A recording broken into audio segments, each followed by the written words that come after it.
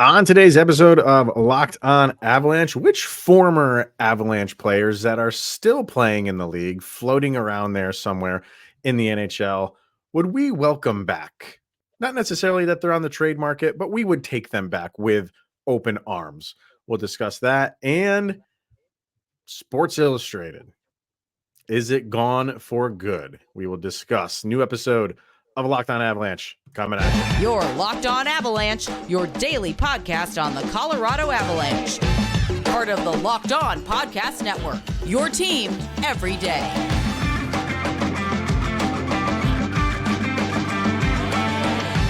All right, everybody. Welcome to the Locked On Avalanche podcast. We're part of the Locked On Podcast Network, your team every day. I'm your host, Chris Maselli. With me, as always, Mr. Shaggy Von Doom, Kyle Sullivan. Thank you for tuning in, making it your first listen of the day. That's always appreciated. Make sure you're following us on our social media outlets, LOPN_Avalanche on Twitter, X, Locked On Avalanche on Instagram and Threads. Questions, comments, concerns, and opinions, lockedonavalanche@gmail.com. And follow us on our YouTube channel. Hit subscribe, get notified when a new show goes live, and make sure you are subscribed to our subtext as well. Link to that is in the show notes below. And when you do, you chat with Cal and I one-on-one, become one of our very special insiders, and we get your thoughts and opinions on everything Avalanche, which we share on this very show. Avs back in action on Wednesday night against the Washington Capitals. We will discuss that a little bit later. We felt the need to discuss the Sports Illustrated issue going on because we grew up with it. So It's kind of a big deal. So we'll talk about that in a minute. But kind of something that we were just throwing around. We were just talking today of things we wanted to do, and maybe just with these extra days off, you come up with some odd things that you want to discuss on a podcast. And for this one, it's which former Avalanche players are still active in the league would you want to bring back? And this is not something to say like this is not necessarily guys that are on the trade market or anything like that, but just I guess maybe it's even just checking in on them and if they're still doing well. And hey, we take you back over here because we need that right now on the Avs. So some of the guys, just list them off, and then we can kind of like pick apart specific ones. And there's a good amount of people here, and I'm sure there's people that we missed. So if there's someone that I just am going to read off here that I didn't say, and it's someone that you're like, oh, I really wish they had this guy back, just feel free to comment away. But you have, and this is in no particular order, Tyson Barrie, Nazem Kadri, Alex Kerfoot, Eric Johnson, Evan Rodriguez, Ryan O'Reilly, Matt Duchene, those bad words, Ryan Graves, Semyon Varlamov, Nikita Zadorov, Philip Grubauer, Darcy Kemper, Andre Burakovsky, JT Compher, Matt Nieto. That's all I got. But like I said, I'm sure there's some that I'm forgetting. But fire away. Are there any former Avs that you're like, man, I wish you were back here right now because we could use you? All right, everydayers. I know what you're thinking. You know what my answer is. You're going straight for the goalie's position. I can guarantee that. It's going to the goalie position. If you're asking for what the Avalanche could use right now, I know everybody was saying, "Oh, you want Nas back?" Of course I do. Every day, twice on Sunday. But I want this Avalanche team to win. I don't want them to make me happy. I want this team to win, and we need a goalie, a backup goalie. A 1A, 1B situation. When's the last time we got to talk about 1A, 1B since Frankie was around? Okay. So who are you going with? If you want a good backup goalie right now, I think out of the crop, Semyon Varlamov. I would that'd be a good one. I don't think that, but the funny thing there is, who his coach is now. Which is kind of odd. I don't think he's letting him go. But again, this is not that they're up for sale. He would not. He's up there in age. I think he's a backup where he is right now in New York. So I think he'd just be coming over here to do the same thing he's already doing. But what's his dollar amount at? I feel like his cap number is a little bit high. I'm going to check that out right now. And if in New York, it probably is, but it's, I think it would just be one of those perfect little additions to the. I mean, I'm not asking him to come out here and. It's not that high. He's at 2.75 right now. And that's an But easy move. But here's the other thing is like he's locked up for after this season 3 more years. 3 more years he's locked up for. So that that would be a pretty decent move because you're getting some term there and you don't have to worry about that. Well, I shouldn't say you don't have to worry about it, but he's 35 years old as it is. So maybe in the last year of that deal, maybe that's something that you might have to worry about. I don't know. But is it the worst thing in the world to have him as a backup? No. And I think this goes to, hey, look at the 2 guys we've been talking about the past couple of days, Semyon Varlamov and Marc-Andre Fleury. Fleury is done after this year. We know that. So these are 2 guys that we're looking at that are 35 and over that we're looking at for backup. Is that what you want? Do you feel like maybe getting a little bit long in the tooth might not be what the Avalanche need, especially at that position? I don't know. But when it comes to, I hear everybody yelling and screaming about Georgiev, which I'm one. Mm-hmm. When's the last game he's been over 900 other than the Vegas game? I understand. He just was. I think he was exactly at 900, right? Yes. Yeah, Flyers you're correct. Exactly 900. Yeah. So, but still, that doesn't eliminate the previous like dozen games. But every other former Avalanche goalie, they're sitting at sub, like Grubauer, Kemper, the names that everybody's probably typing right now as I'm typing or talking. They're probably saying, but we won a cup with Kemper. He's also sub 900. Philip Grubauer, sub 900. And I feel like Varlamov back in the burgundy and blue, one more run. I think it'd be nice. It'd be cool. And Kemper, he's their ace right now still, I believe. I don't think anybody's kind of supplanted him in Washington. So it's not like that's something that they would do. Grubauer maybe, because it seems like he's lost it to Joey Decord. But I think they like that 1-2 monster that they I shouldn't say monster. Well, I mean it's a Kraken, so why not? The sea monster. Yeah. So I don't know. I think really, Varley might be your only one. Now I want to talk about like the 2C part too, because you mentioned Nazem Kadri, and of course he's one of your favorites. So you would take him back. But what about Ryan O'Reilly? If you were offered back Nazem Kadri or Ryan O'Reilly right now, which one are you taking? Nas. And take your fandom of Nazem Kadri out of it. Which one are you still taking Nas? Yeah. Do you feel like that last season he had with the Avalanche, inflated numbers, just insane numbers, which got him the contract that he's currently on, and hasn't lived up to it? Do you feel like some of it is? I shouldn't say he hasn't lived up to it. He's just he's not replicating what he did when he was here. What is that? Is that just, hey, he was on a great Avalanche team and where he went in Calgary, they're obviously struggling. That's the main factor and why he's not getting those last season Avalanche numbers? It's got to be.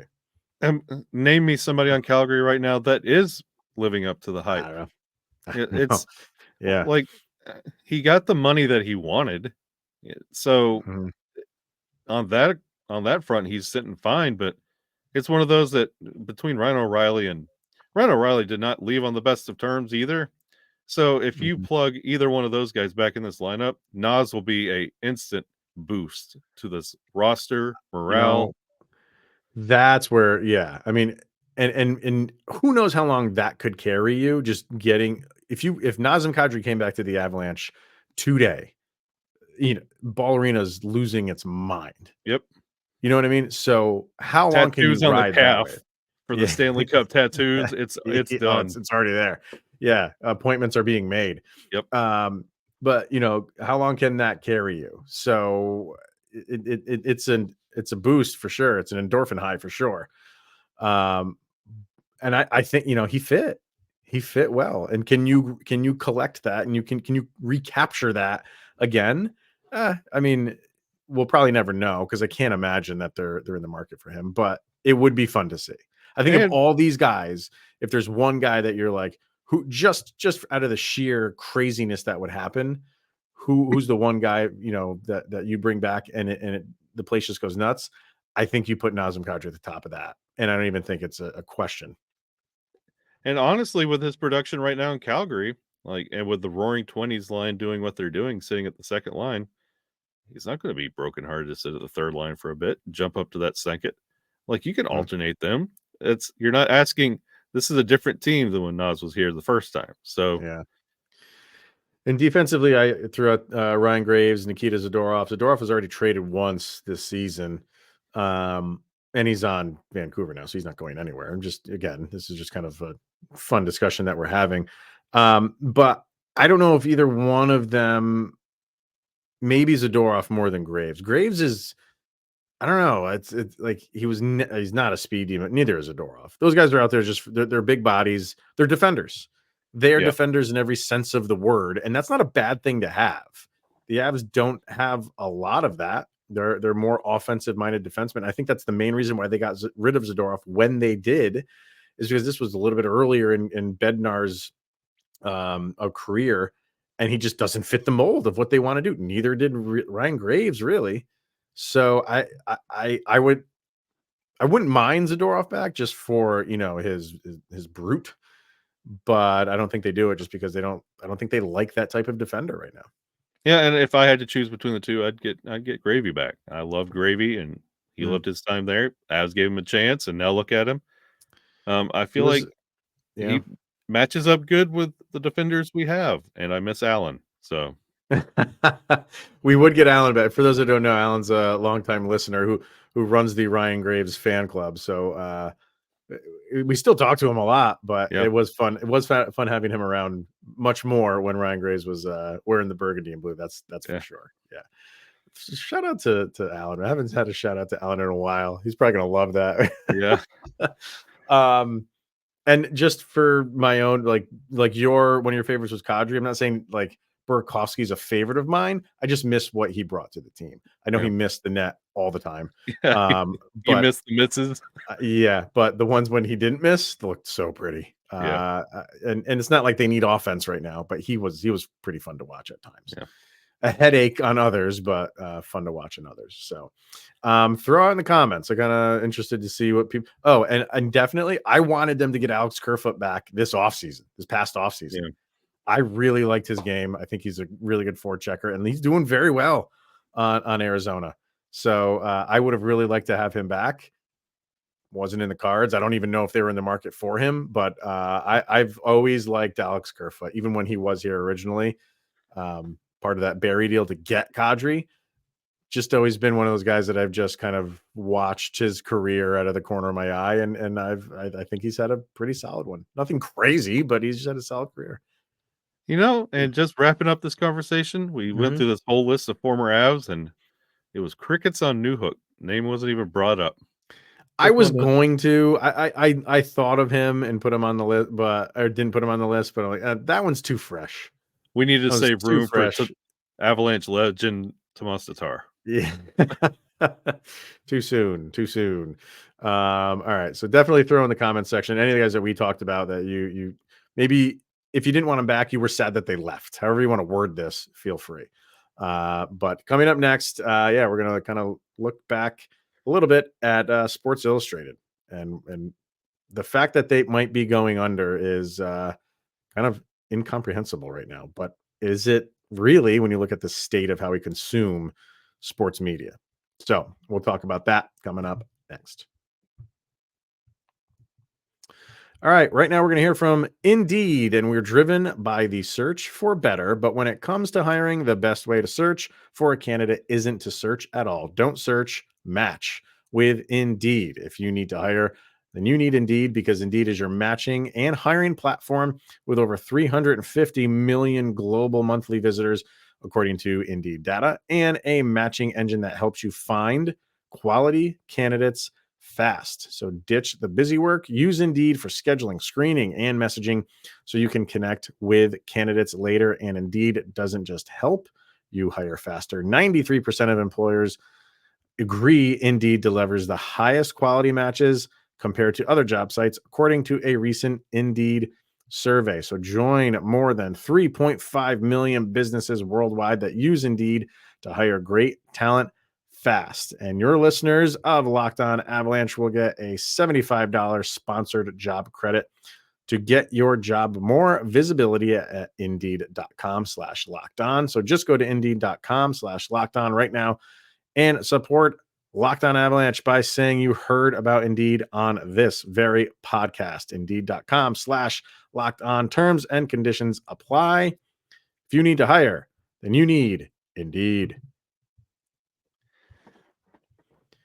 All right.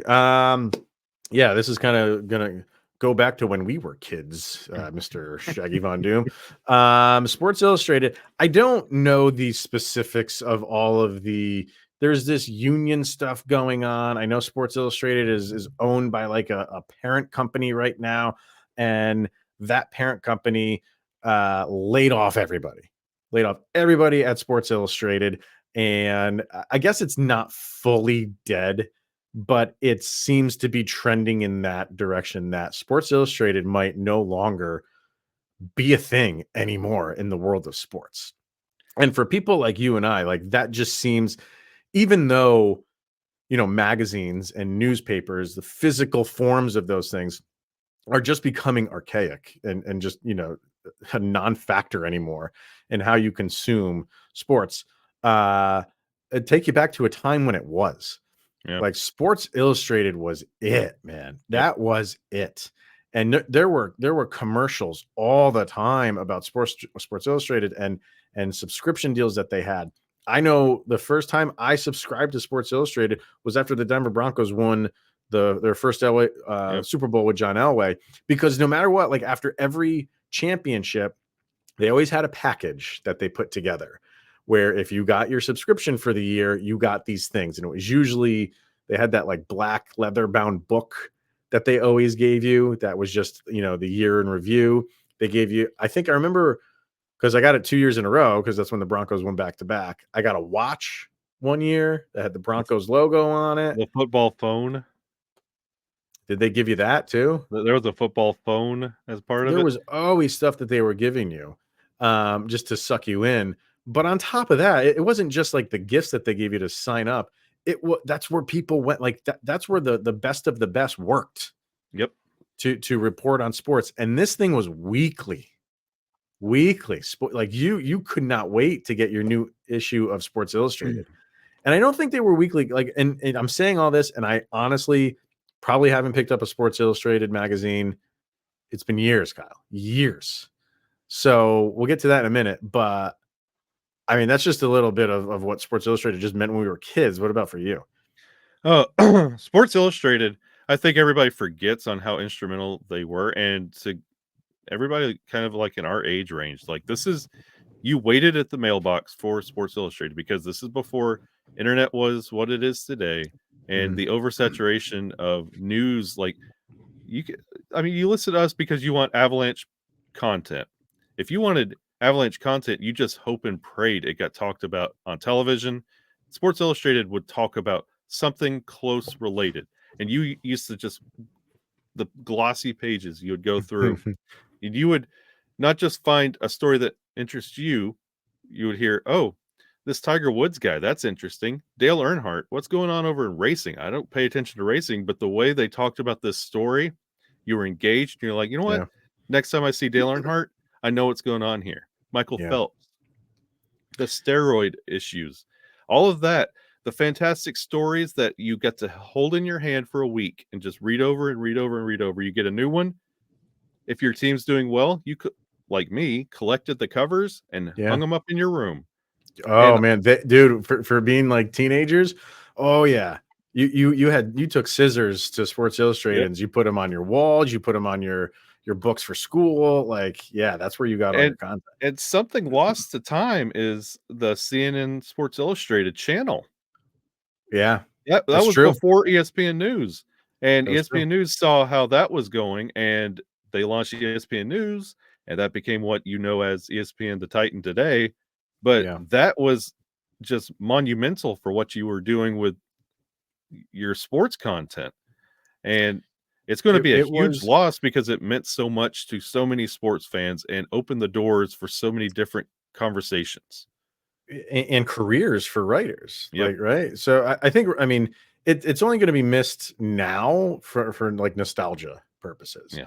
but back then it was Sports Illustrated in print, ESPN on television, and then they got into my brother and I even subscribed to Sports Illustrated for Kids. Oh, yep. They My had brothers that, did which too. was awesome, and they always had a centerfold in Sports Illustrated for Kids. Those things went up on the wall. Yep. Man, like they did a great job. Like that's how you consumed media. I always loved it was the Faces in the Crowd section of Sports Illustrated, and it was just a little like almost like a comic book strip. It wasn't a comic, but it was just like that size. It was very small, and it was like 4 or 5 athletes that were up and coming. Yep. That were high schoolers, maybe freshmen in college that went to an obscure college that you didn't know about. And they even played obscure sports that you didn't really follow that much. And they just kind of just a short little blurb about what they've done. And there were some people in it that you never heard of, a lot of people that you never heard of, but would eventually become something. Maybe they made a name for themselves in the Olympics. And you're like, oh yeah, that guy was in, or girl was in Faces in the Crowd. So those were great. And then on the back was always like, I think it was like Dr. Z. The Dr. Z football previews. Yep. I lived for that issue. Lived for it. I studied that thing every year when that came out. And then Rick Riley took over the back page after a little while, and he had awesome stories at the back. It was just loaded with incredible content.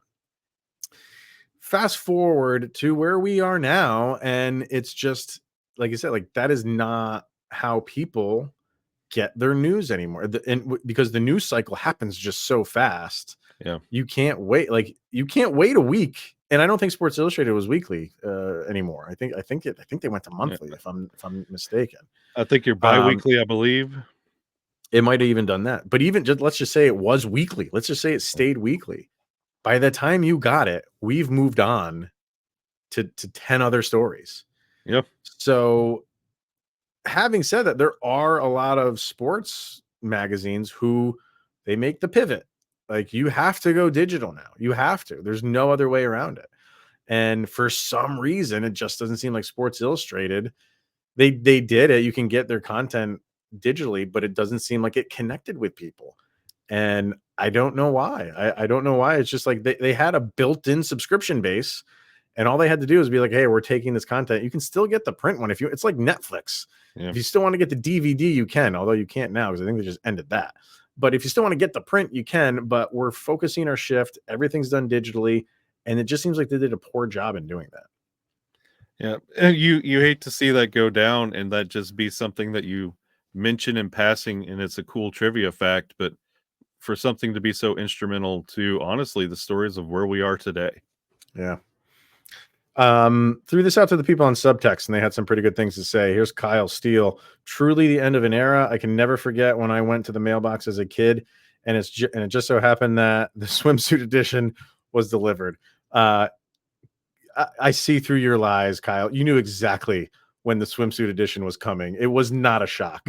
You counted down the weeks to that one. It was circled on the swimsuit calendar. This is from Vargar. As a high schooler in the 90s, I remember walking to the Staten Island ferry terminal to get a bus home. There was a huge newsstand. It had tons of magazines. I would run to the Hockey News, which was on newsprint, not a magazine, and Sports Illustrated, and later onto ESPN magazine. Couldn't wait to read the articles. I'd clip and save the ones. There you go. The ones I liked best. Now Sports News is just a feed on Twitter or Instagram. And for more in-depth reporting, it's podcasts and subscription sites. It's more instant gratification, but I do miss the excitement of print. I agree with him. I do too. That's where I fell in love with it. And, what we do now is kind of, how a lot of people consume, and Locked On was really one of the first networks to go daily with sports podcasting, where others do it, a couple times a week or 3 times a week, but now more are doing it daily.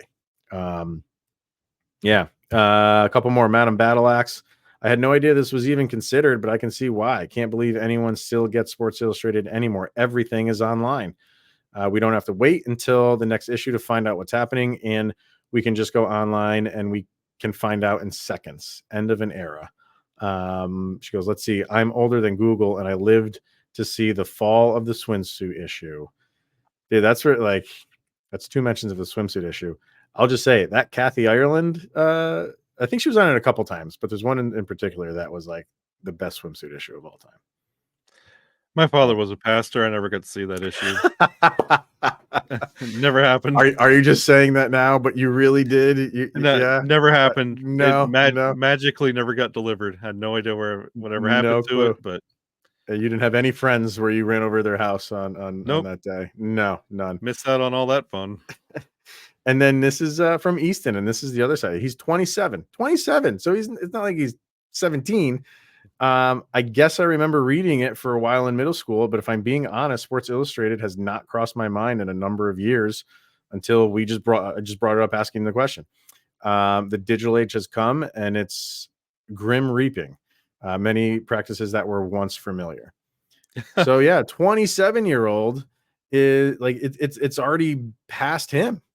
He kind of grew up with it, but it's like it was already exiting when he's getting into what's interesting him in sports. It's crazy. Well, then what are they going to put in the dentist office now? Better Homes and Gardens. Oh no, that's pretty much it. That's all you got. Nope. So yeah, end of an era. We think. I don't think it's officially dead, but it seems like that's where it's trending. And they've been around for. I heard they've been around for 70 years. 70, and I know all things come to an end. But this one just seemed to like just get pulled out from underneath you, and you didn't have time to like prepare for it. Just talking about it, I could smell the paper.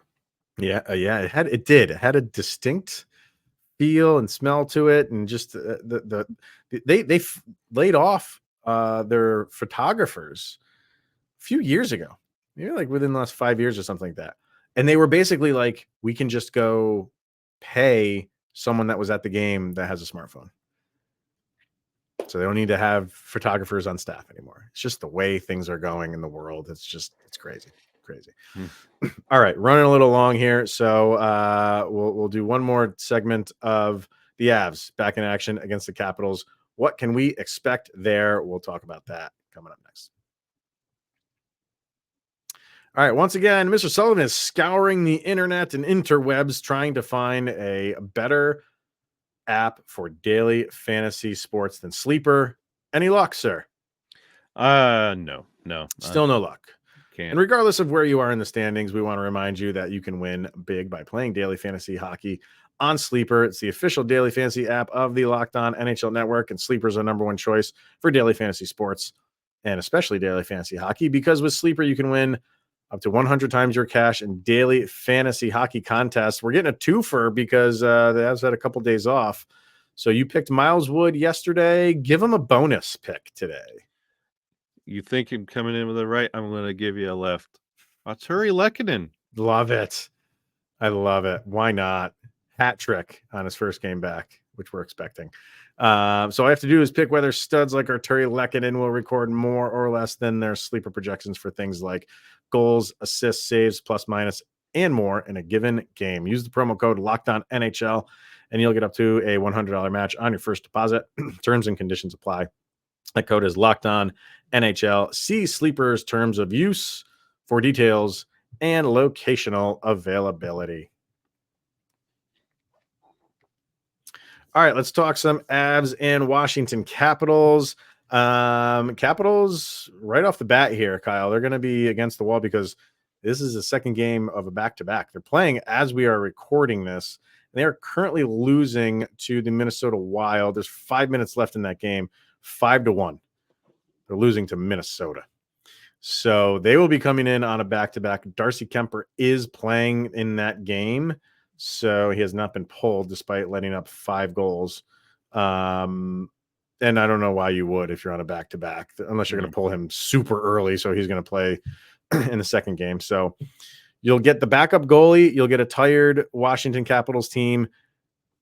I know the NHL, nothing is guaranteed, but God, you have to feel good about the Avalanche winning this one. Come on now. There are 32 teams in the NHL. The Capitals rank 30th for goals for. They have the 27th ranked power play. This is and for everything Chris just mentioned, along with those stats, this is pumped and primed for the Avalanche to just lay into the Capitals and get back on track. And this is one of those that I really dread, having one of those episodes where it's a 4-3 loss and we have to explain the effort, because there is literally no reason this should be in question. And the Avalanche should get out there and flex their muscles with Lehkonen, Bo Byram, full team, with the exception of Nichushkin, and get back to business. You've had this is something where, like, if you're a Capitals fan, you're looking at that schedule and you're like, that's unfair. Yep. The Avalanche have 3 days off, and you know, for Washington, it's a road back-to-back. Yep. With the second game being against the Avalanche. So yeah, come on. Like you said, you know, they do. They give up. Let me see. They goals for, what are they? 103, which is the third worst in the league that I have. Goals against, however, where were they here? They're 8th. They've only given up 126. So they don't score and they don't let you score. But I think all that just goes out the window, man. When like all of those things are, you know, when it's a back-to-back, a lot of those stats that, you know, look good for you, maybe at least for a game, go by the wayside, just because it's tough. It's a tough task playing back-to-back games, especially on the road. And you know what? I'm going to give everybody, all the everydayers, a little bonus nugget that you can hold on for this game. The last time the Avalanche have scored double-digit goals was 1995, only once in the Avalanche history. Are you predicting? I mean, I'm not saying, but I'm saying. With this team, with the goalie situation as it is, this is the perfect game to get back on track. And we just had 3 players on Hattie watch. 1 walked away with a hat trick. It can happen against Washington. Okay. Hey, I'd love to see it. You know what I'm going to say? There's 4.5 minutes left now. It's still 5-1. Whatever this game ends at, if it ends at 5-1 between the Wild, I think we do one better. So if this ends at 5-1, we go 6-1 or 5-0, however you want to do it. But I'm pretty confident in this game. God, you're rested. They're not. They're struggling. They're such a up and down team, a streaky team in terms of like winning and losing. You know, Ovechkin is just not his normal self right now. You know, really nobody is on this team. So yeah, I mean, I think it's all looking pretty good for the Avs. You'd have to. I will not. It'd be one of those things where I know it's a long season. I don't really get super upset after losses because it's a long season, but this would be one where if they lose this game, I will be upset, because you should not be losing this game. It's basically TJ Oshie versus the Avalanche right now. And if the Avalanche have one of those slow starts, which they do, and then fumble it in the third in some way, and then we're calling Georgiev in question, there are no excuses. It is going to be war, and I will march my way to Denver. It won't be happy. Won't be happy. So we'll see how it goes, and however it does go, we'll be back tomorrow to talk about all of it. So that's going to wrap it up for today, everybody. Thank you for tuning in and making this your first listen of the day. Anything that we discussed, feel free to comment away on YouTube, or like I said, join our subtext link. There's fun conversations that go on over there, and then we'll read your stuff here on the episode. That'll do it. Once again, thank you for making this your first listen of the day. He is Mr. Shaggy Von Doom, Kyle Sullivan, and I am Chris Maselli. This is the Locked On Avalanche podcast. We'll see you guys tomorrow.